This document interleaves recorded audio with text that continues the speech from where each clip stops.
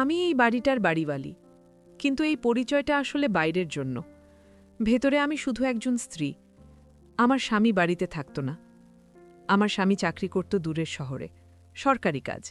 মাসের পর মাস সে ফিরত না। শুরুতে কষ্ট হতো, তারপর অভ্যাস, তারপর শূন্যতা। এই বাড়িটা আমরা একসঙ্গে বানিয়েছিলাম, দুতলা। নিচতলায় আমি, উপরতলায় ভাগাটিয়া। স্বামী বলতো, একলা থাকবি না, মানুষ থাকবে। মানুষ ছিল, কিন্তু সঙ্গ ছিল না। সকাল শুরু হতো খুব চুপচাপ, নামাজ, রান্না, ঘর মোছা। দুপুরে স্বামীর ফোন আসত কিনা এই অপেক্ষা। রাতে ছাদে উঠতাম, আকাশ দেখতাম, ভাবতাম এই আকাশের নিচে সে আছে, আমি আছি, তবু কত দূরত্ব। আমি কাউকে দোষ দিতাম না, চাকরি তার দায়, কিন্তু একা থাকার দায়টা কার? একসময় আমি নতুন ভাড়াটিয়া খুঁজছিলাম। আগের জন চলে গেছে। বাড়িটা খুব নীরব লাগছিল। সে এলো দুপুরে, চেহারায় ভদ্রতা, কথায় সংযম। চাকরির কথা বলল, একাই থাকবে। আমি জিজ্ঞেস করলাম, দেরি করে ফিরলে সমস্যা? সে বলল, না আপু, আমি নিজেই চুপচাপ মানুষ। আপু ডাকটা আমার কানে অদ্ভুত লাগেনি, বরং নিরাপদ। সে সময় মতো ভাড়া দিত, কোনো ঝামেলা করত না। আমি স্বস্তি পেয়েছিলাম। কিন্তু সন্ধেবেলা ছাদে গেলে মাঝে মাঝে তাকে দেখতাম, চুপচাপ দাঁড়িয়ে থাকত। আমি দূরে দাঁড়াতাম। দুজনেই যেন একে অপরের উপস্থিতি বুঝতাম, কিন্তু কাছে যেতাম না। একদিন ছাদের ট্যাঙ্কের ঢাকনা খুলে পানি দেখছিলাম। হঠাৎ সে বলল, আমি ধরব? আমি চমকে তাকালাম। তারপর বললাম, না, আমি পারব। সে হেসেছিল। সেই হাসিটা খুব সাধারণ ছিল, কিন্তু আমি অনেক দিন পর কাউকে হাসতে দেখলাম, আমার দিকে। সেদিন রাতে স্বামীর ফোন এলো। আমি বললাম, আজ খুব একা লাগছে। সে বলল, আর 2 মাস, তারপর ছুটি পাব। আমি জানতাম, এই 2 মাস আরও লম্বা হবে। ফোন রেখে বসে থাকলাম। ওপরের ঘর থেকে হালকা শব্দ আসছিল, কেউ হাঁটছে। জানি না কেন মনে হলো আমি একা নই। এরপর থেকে কথাবার্তা বাড়ল, কখনো দরজার সামনে, কখনো ছাদে। সে জিজ্ঞেস করেছিল, আপনার স্বামী কোথায়? আমি বলেছিলাম, চাকরির জন্য বাইরে থাকেন। এই কথাটা বলতে বলতে বুকটা ভারী হয়ে এসেছিল। সে কিছু বলেনি, শুধু মাথা নেড়েছিল। একাকী মানুষ একে অপরকে চিনে ফেলে, কথা না বললেও। আমি তার চোখে দেখতাম ক্লান্তি, সে আমার চোখে দেখত অপেক্ষা। কেউ কাউকে স্পর্শ করিনি, কিন্তু মন যেন ধীরে ধীরে কাছাকাছি আসছিল। আমি জানতাম এটা ঠিক না। আমি বিবাহিত, সে ভাড়াটিয়া। রাতে শুয়ে ভাবতাম, আমি কি ভুল পথে হাঁটছি? কিন্তু আমি তো কিছু করিনি, শুধু কথা বলেছি, শুধু অনুভব করেছি। একদিন সন্ধ্যায় বৃষ্টি নামল। ছাদে আমি দাঁড়িয়েছিলাম। হঠাৎ সে উঠে এলো। আমরা দুজন বৃষ্টির দিকে তাকিয়ে রইলাম। সে বলল, আপনার ভয় লাগে না একা থাকতে? আমি বললাম, ভয় না, অভ্যাস। এই কথাটাই মিথ্যে ছিল। সেই রাতে আমি আয়নার সামনে দাঁড়িয়ে নিজেকে দেখেছিলাম। আমি কি শুধু বাড়িওয়ালি, শুধু কারো স্ত্রী, নাকি আমি এখনও একজন নারী, যার অনুভব আছে, প্রয়োজন আছে? এই প্রশ্নটাই আমাকে সবচেয়ে বেশি ভয় দেখালো। এরপর থেকে আমি সাবধান হলাম, কম কথা বলতাম, চোখ এড়িয়ে চলতাম। কিন্তু সে বুঝেছিল। একদিন বলল, আমি যদি কোনোভাবে আপনাকে অস্বস্তি দিয়ে থাকি? আমি দ্রুত বললাম, না না, কিছু না। কিছু যে ছিল তা দুজনেই জানতাম। আমি কারো সঙ্গে প্রতারণা করিনি। আমি শুধু একা ছিলাম। স্বামী দূরে, রাতগুলো লম্বা, এই বাড়িটা বড়। আর এই বাড়ির ভেতরেই ধীরে ধীরে আমি বদলে যাচ্ছিলাম। আমি ভেবেছিলাম সাবধান হলেই সব ঠিক হয়ে যাবে, কথা কম বলবো, দেখা কম হবে, এই তো। কিন্তু কিছু সম্পর্ক ইচ্ছের উপর জন্মায় না, নীরবতার ভেতরে অজান্তেই গড়ে ওঠে। আমি চেষ্টা করছিলাম নিজেকে গুছিয়ে নিতে। ভোরে উঠতাম, কাজে মন দিতাম, ছাদে যেতাম না। কিন্তু সন্ধ্যা নামলেই বুকের ভেতর অদ্ভুত এক শূন্যতা জন্মাত। মনে হতো, এই বাড়িটা এত বড় কেন? উপরতলার ঘর থেকে মাঝে মাঝে হালকা শব্দ আসত, কেউ হাঁটছে, দরজা বন্ধ করছে। সেই শব্দগুলো আমাকে মনে করিয়ে দিত আমি একা নই। এক রাতে স্বামীর ফোন এলো। সে বলল, কেমন আছো? আমি বললাম, ভালো। মিথ্যে বলাটা এখন সহজ হয়ে গেছে। সে বলল, এই প্রজেক্টটা শেষ হলে লম্বা ছুটি নেব। আমি জানতাম এই কথাটা আমি আগেও শুনেছি।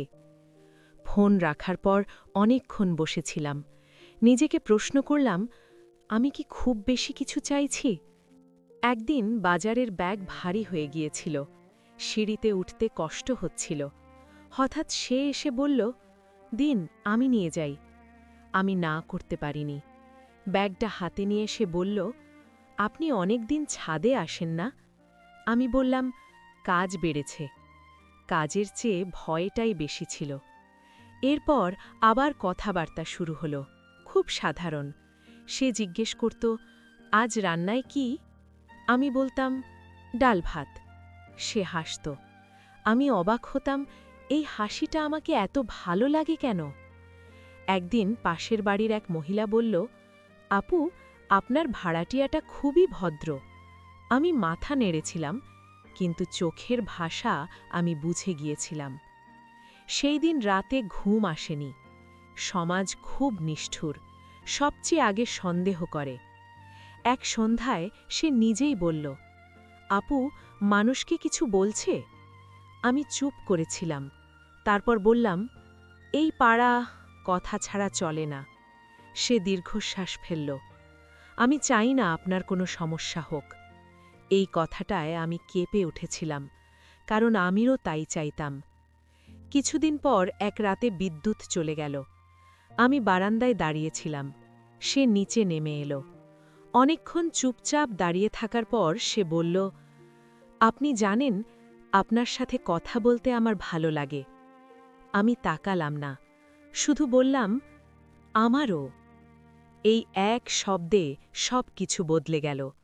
আমরা তখন স্পষ্ট বুঝে গিয়েছিলাম, এটা আর শুধু আলাপ না।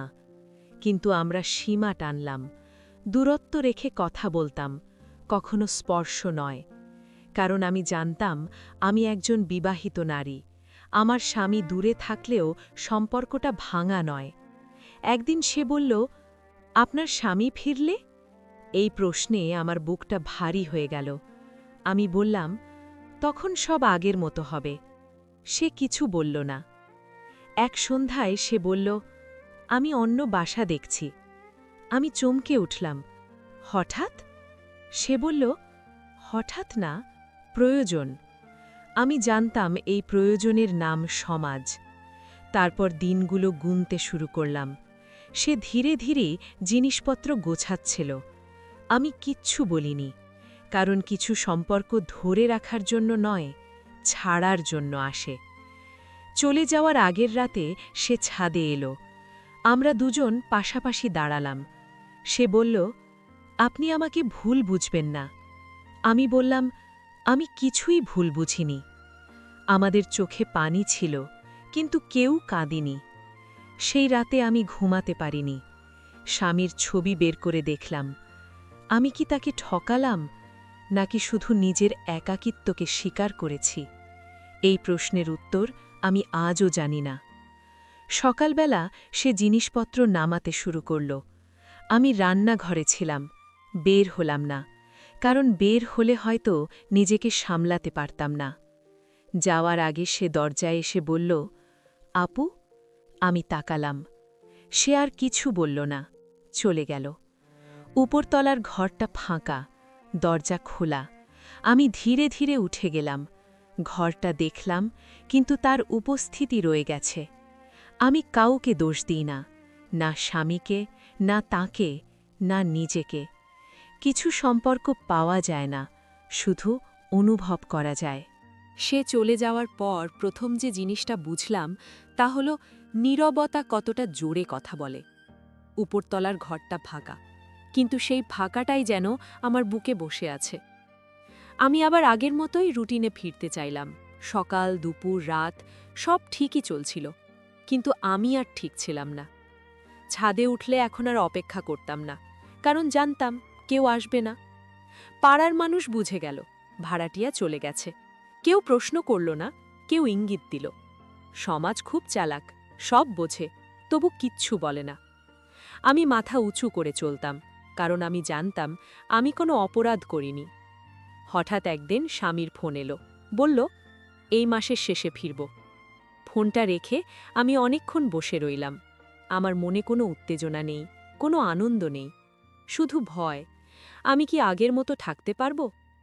উপরতলার ঘরে আমি আর উঠতাম না, তবু মাঝে মাঝে দরজার সামনে দাঁড়িয়ে থাকতাম। কিছু জায়গা মানুষ ছাড়ে, কিন্তু স্মৃতি ছাড়ে না। রাতে আমি নিজেকে প্রশ্ন করতাম, আমি কি ভুল মানুষকে ভালোবেসেছি? তারপর নিজেই উত্তর দিতাম, ভালোবাসা কি ভুল বা ঠিক হয়? আমি তো কারোর ক্ষতি করিনি, শুধু একাকিত্বের সঙ্গে যুদ্ধ করেছি।